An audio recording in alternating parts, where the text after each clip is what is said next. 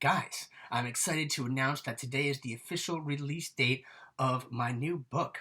The Hot Sauce Madness Love Burns Sweet is a book of poems that revolves around the beloved and sometimes notorious culture of hot sauce and hot peppers.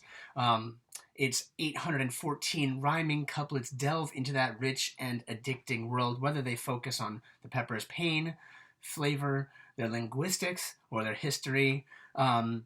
Dave DeWitt, who is the Pope of Hot Peppers, the Pope of Peppers, he is the author of Chili Peppers, A Global History, and the Hot Sauce Bible, and dozens of other hot sauce related books. He says, "Never in my wildest dreams did I imagine reading a book solely devoted to chili peppers, and yet here it is. And the book is truly excellent. In fact, it's so good that I'm designating the author, Stephen Kramer, as the official poet laureate of peppers." So there you have it from Dave DeWitt. Also got a great blurb from Denver Nix, who wrote Hot Sauce Nation, and Jennifer Trainer Thompson, who is the author of the great Hot Sauce book and the creator of Jump Up and Kiss Me Hot Sauces. So I'm really proud to have those guys representing on the back of this book here. I want to read a few poems, so let me do that. This first one is called Mistakes. Columbus mistook, we all know, the natives he found when he landed for Indians, though where he landed in Venezuela is 9,439 miles from India. Then he called the spice the natives used pimiento, black pepper, though it's never been even closely related to the peppercorn that he had hoped to find. Piper nigrum, black pepper, the so-called black gold, the most prized spice of the day. What he found instead was capsicum. We all make mistakes, dousing food with sauce before tasting it, only to find that it turned the plate of piled nachos almost inevitably, inedibly molten. Proverb, don't test the river's depth with both feet. Be cautious, it means. But do we listen? No. Like early explorers, we survive by jumping to conclusions. We dive.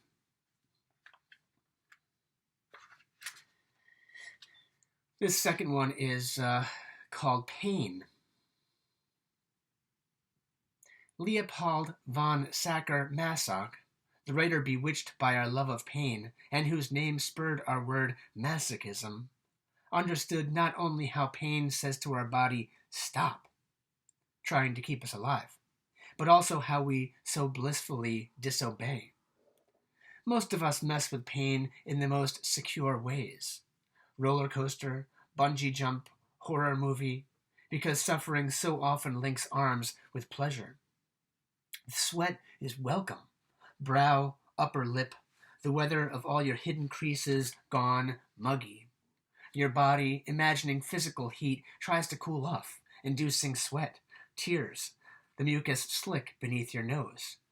But the palpitations are pleasing, the tears a hot and saline thrill. The rope burn pierces your throat with a blaze so fierce that your middle name turns to napalm.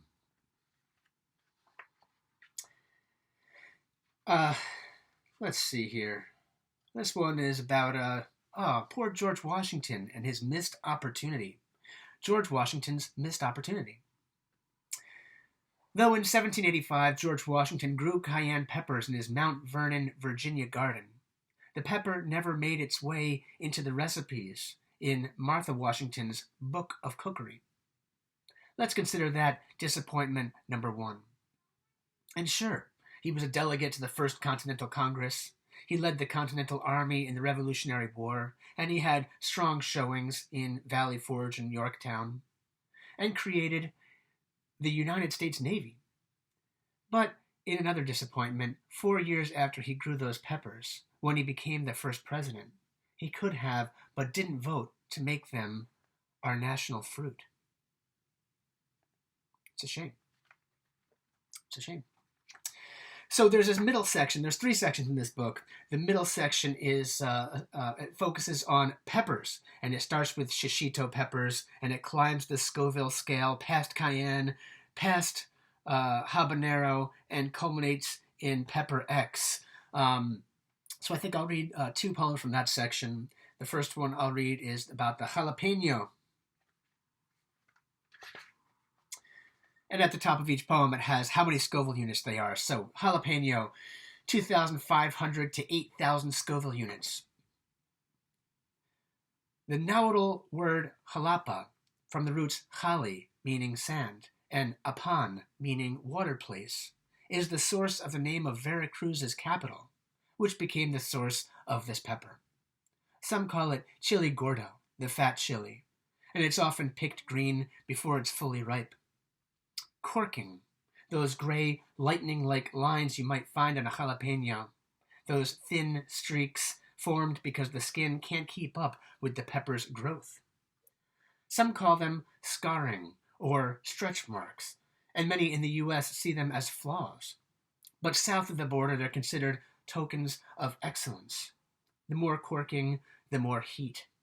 They like their peppers the way I like my people, scarred but still fiery.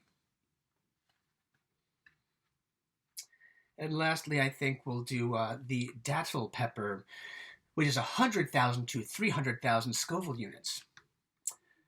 From St. Augustine, Florida, America's oldest continually inhabited city, this pepper looks like a habanero with a thin waistline, a habanero on a diet.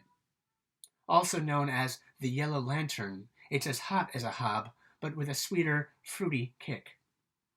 1513, St. Augustine was founded by Ponce de Leon, who was trying to find the legendary fountain of youth.